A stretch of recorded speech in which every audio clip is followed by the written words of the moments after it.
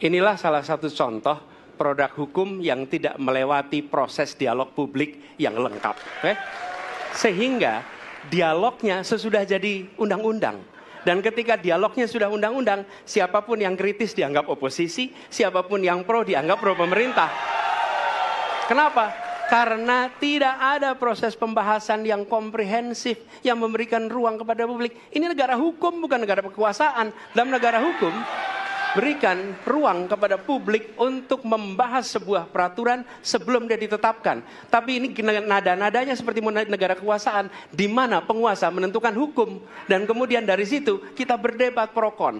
Kami melihat ada kebutuhan-kebutuhan urgen yang dibangun untuk rakyat. Kalau hari ini kita belum bisa menyiapkan pupuk lengkap, tapi pada saat yang sama kita membangun sebuah istana untuk presiden, di mana rasa keadilan kita? Selanjutnya dari fraksi Partai Golkar, silakan.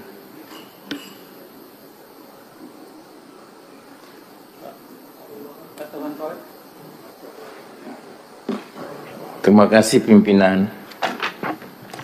Sahabat-sahabat teman Komisi 2 yang saya hormati, singkat saja. Kalau kita berbicara Ibu Kota Nusantara, beberapa waktu yang lalu Pak Ketua memimpin kunjungan kerja spesifik ke Kalimantan Timur di IKN. Saya jujur katakan, saya cukup tercengang melihat pembangunan fisik. Baik dari segi estetika, struktur, dan lain sebagainya. Cuma dalam pikiran saya, apa iya ibu kota negara kita bisa pindah di IKN itu? Ini forum konstitusi, Pak. Mohon maaf Pak Basuki. Kekhawatiran saya itu karena Presiden sebelumnya, Pak Jokowi, yang saya anggap cukup brilian dalam berpikir, cuma alur berpikirnya itu saya khawatir.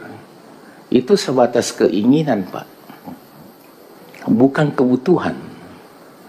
Nah, disinilah saya melihat bahwa ada situasi dan keadaan, ya dalam tanda kutip, menjadi beban Bapak Presiden Jokowi.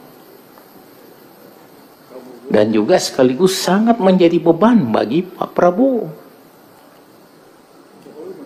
Saya jujur katakan kalau mendengar diskusi-diskusi warung kopi, lebih banyak yang memandang bahwa pembangunan IKN itu hanya sebatas keinginan Presiden Jokowi. IKN kayaknya belum ada. Nanti saya bilang, Mbak, kan anggaran kita diblokir semua. Kok saya progres gimana sih? Anggarannya nggak ada progresnya. Buat beli makan siangnya Pak Menteri, itu progresnya. Tadi kita diskusi panjang soal bagaimana peranan swasta di IKN. Karena yang groundbreaking banyak, tetapi yang membangun sedikit. Tadi saya diskusikan, Pak Bas juga setuju, di review yang sudah groundbreaking, pengusaha yang memang sudah groundbreaking, tapi memang mungkin tidak jadi membangun atau tidak cepat membangun, supaya itu bisa ditanya baik-baik apakah mau lanjut atau tidak. Nanti diberikan kepada, begitu Pak Bas ya, kepada yang memang serius mau membangun. Sehingga kesempatan itu juga jadi produktif waktunya gitu. Jadi tidak usah menunggu misalnya diberi kesempatan 1,5 tahun, tapi ditanya saja satu-satu di review supaya ada suatu gerak cepat sesuai arahan Presiden Prabowo, supaya langkah-langkahnya juga swasta itu diutamakan untuk bisa menjalankan, melakukan investasi di IKN, terutama bagi yang serius. Saya rasa itu harus dikasih deadline-nya, waktunya kapan. Kalau nggak ada, ya sudah, berarti diberikan kesempatan kepada yang lain. Kalau tidak digituin nanti jadinya lama. Sementara arahan Presiden Prabowo harus ada waktu yang deadline-nya. Saya rasa itu. Silakan.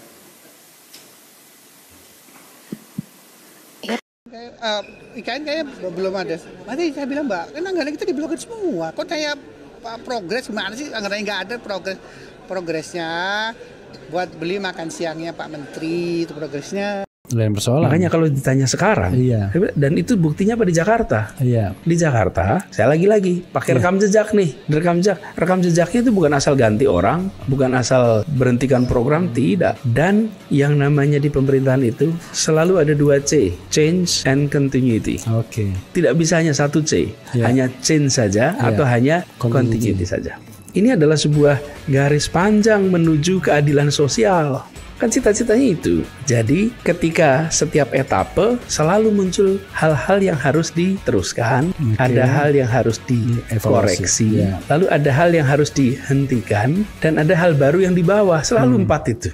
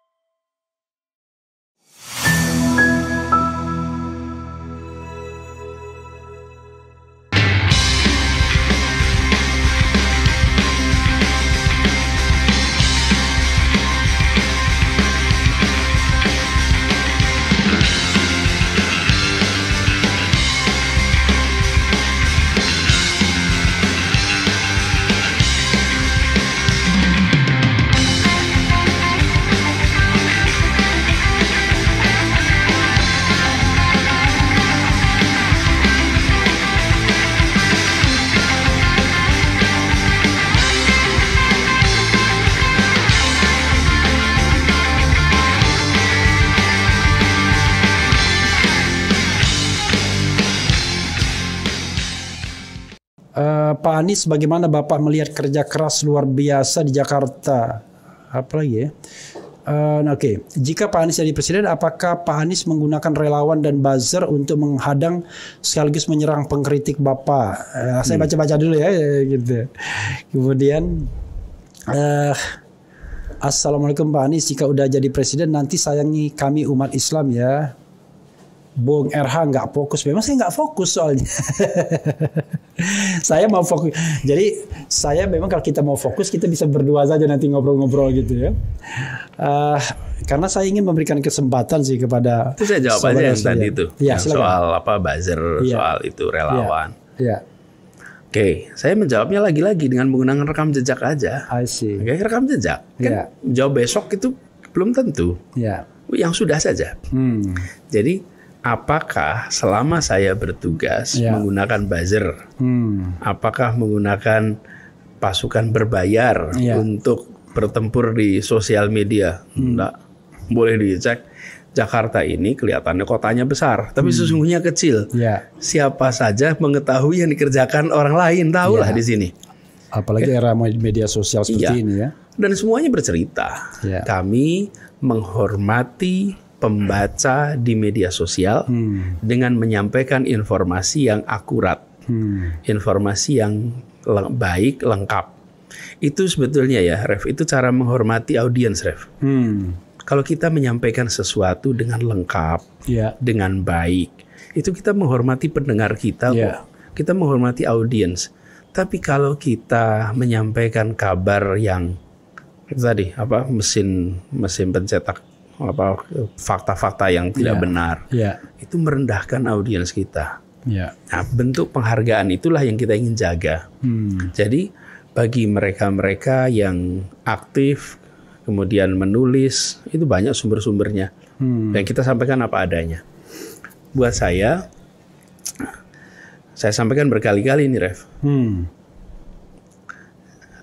Saya tidak khawatir dengan apa yang ditulis di sosial media. Saya lebih memikirkan apa yang akan ditulis sejarawan nanti. Dan yang akan saya pertanggungjawabkan di hadapan Allah Subhanahu wa taala. Seperti lagu tadi tuh. Pemimpin itu nih akan diminta pertanggungjawaban. Jadi mau dikatakan apapun hari ini di sosial media, 2-3 minggu lagi bisa lewat kok. Di sosial media itu bisa dipuji. Dan bisa berubah langsung ya. Bisa dipuji setinggi langit sekarang. Besok bisa dicaci maki luar biasa.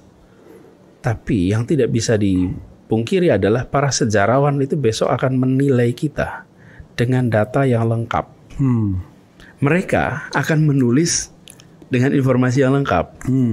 Jadi saya tidak menggunakan kemarin otomatis bisa diprediksi besok juga nggak pakai, gitu kira-kira. Oke. Nah ini agak ngeri-ngeri sedap nih. Om RH tolong tanya pakai K lagi dia ke Pak Anies. Aniesnya nggak pakai E, Anies ya kan. Apabila terpilih jadi next Presiden RI, apakah proyek-proyek mubazir yang menghamburkan uang negara seperti KA cepat, kereta api cepat Jakarta Bandung, dan IKN akan dilanjutkan? Nah, ini bola panas juga ini. Tapi bener loh ini ditanya nih. Ya, silakan. Ya, gini, di dalam satu pemerintahan ya, itu saya sambil baca lihat ini ya. Boleh. Dan saya bukan tidak memperhatikan, saya pasti saya perhatikan. Tapi saya sambil lihat ini. Memang you're good multitasking. Jadi gini, Ref. Ini ya, kita ini kan mengadopsi prinsip demokrasi. Di dalam demokrasi itu setiap 5 tahun sekali itu kita melakukan proses pemilihan umum dan pilpres. Sebetulnya apa sih fungsinya ini? Pemilihan umum tiap 5 tahun itu. Sebenarnya gini, Ref, kalau dibuat analogi ya, Ref ya. Kita ini berangkat dari titik 0 menuju tujuan bernegara. Tujuan bernegara kita itu tertulis dalam pembukaan Undang-Undang Dasar 45. Iya. Di situ. Dan itu yang sering saya ulang-ulang. Ya, itu kan ke sana. Iya. Kita ini untuk apa? Melindungi, mencerdaskan, memajukan kesejahteraan umum kan gitu. Iya. Terlibat dunia. Agar apa? Agar ujungnya itu tercapai keadilan sosial bagi seluruh Indonesia. Oke? Jadi dalam perjalanan menuju ke sana itu seperti sebuah perjalanan pecinta alam itu. Mendaki. Ya pendakian, cross country lewat itu. Kita setiap 1 kilometer kita berhenti sebentar. Kalibrasi. Menyocokkan apakah posisi kita dari titik awal menuju tujuan itu masih lempeng nih. Oke, kemudian arah itu diperbaiki. Dilempangkan 5 tahun kita kalibrasi lagi. 5 tahun kita kalibrasi lagi. Dan ketika 5 tahun itu, yuk ketua rombongannya siapa yang kita tentukan untuk etapa kedua, etapa ketiga. Jadi setiap waktu kita itu merujuk kepada sebuah tujuan akhir. Nah, kira-kira gitu. Jadi ketika kita di 2009 ada pemilu, 2014, 2019, ini nanti 2024. Itu bukan semata-mata melihat etapa 5 tahun terakhir. Ini adalah sebuah garis panjang menuju keadilan sosial. Kan cita-citanya itu. Jadi ketika setiap etapa selalu muncul hal-hal yang harus diteruskan, ada hal yang harus dikoreksi, lalu ada hal yang harus dihentikan, dan ada hal baru yang di bawah. Selalu 4 itu. Jadi kalau IKN tadi yang diapakan? Saya termasuk Refli ini kita kerjakan di Jakarta itu. Termasuk ketika kita mulai bertugas, lihat apa yang kemarin sudah dilakukan. Lalu dikaji mana yang harus dikerjakan, mana yang harus dikoreksi, mana yang harus ditambahkan, mana yang tidak perlu diteruskan lagi. Jadi sederhananya kita ingin agar apa yang sudah dikerjakan itu memberikan manfaat sebesar-besarnya untuk warga Indonesia. Kan gitu ya, Ref? Nah, saya sederhana hari ini sih, lihat aja selama itu ada aturan perundangannya, siapapun pejabat negara harus melaksanakan. Selama ada peraturan perundangannya. Jadi tidak bisa kita selera kita gitu, saja. Nah, keputusan itu harus dihormati. Jadi ketika kita, adapun nanti konstelasi politik berubah, lain persoalan. Makanya kalau ditanya sekarang, dan itu buktinya apa di Jakarta? Di Jakarta, saya lagi pakai rekam jejak nih. Rekam jejaknya itu bukan asal ganti orang, bukan asal berhentikan program, tidak. Dan yang namanya di pemerintahan itu selalu ada 2 C. Change and continuity. Tidak bisa hanya 1 C, hanya change saja atau hanya continuity saja. Luar biasa ya. pokoknya paham lah ya kira-kira artinya ya nantilah IKN nanti kita dievaluasi lagi apakah akan change apa continuity kira-kira begitulah ya. Apapun kan nggak ada yang tidak bisa diubah ya di dunia ini kan.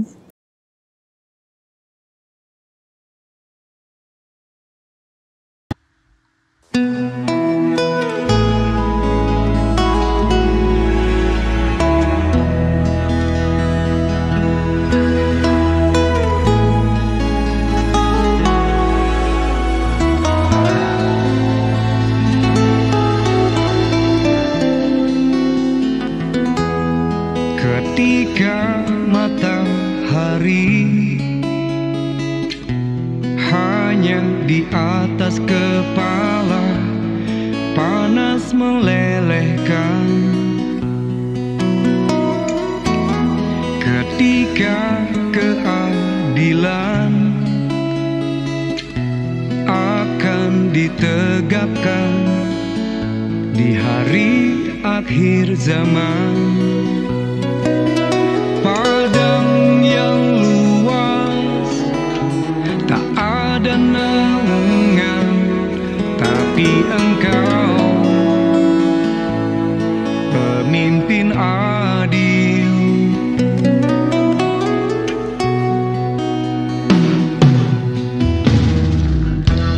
Setiap manusia adalah khalifah di muka bumi ini. Engkau khalifah dari khalifah, kau dinaungi, kau dirahmati, tapi engkau khalifah dari khalifah, kau dinaungi, kau diselamatkan. Oh, dari hari pembalasan engkau bisa bawa mata air kebaikan bagi manusia.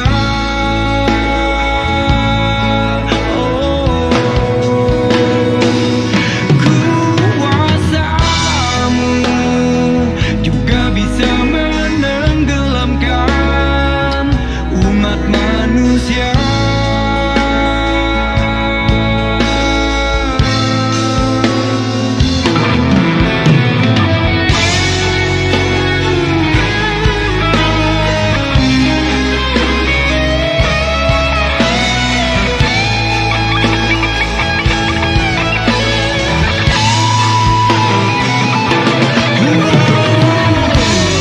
Tak ada bahteramu, tak ada penyelamat, maka adillah kau pemimpin.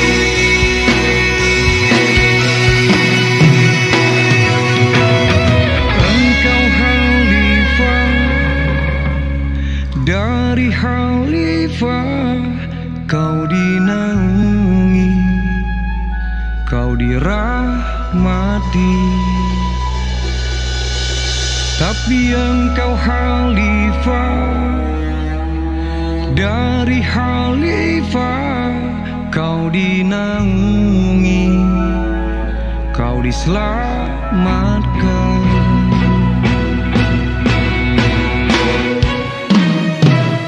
Engkau bisa bawa mata air kebaikan bagi manusia.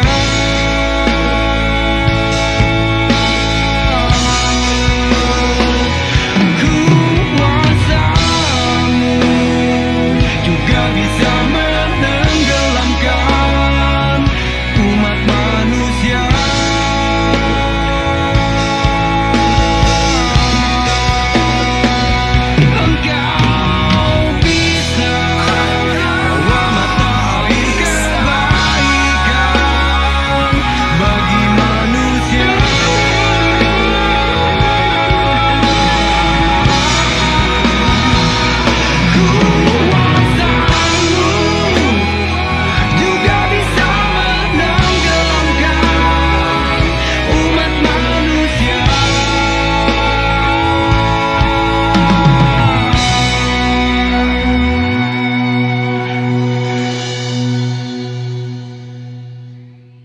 Tapi engkau khalifah, dari khalifah kau dinaungi, kau diselamatkan.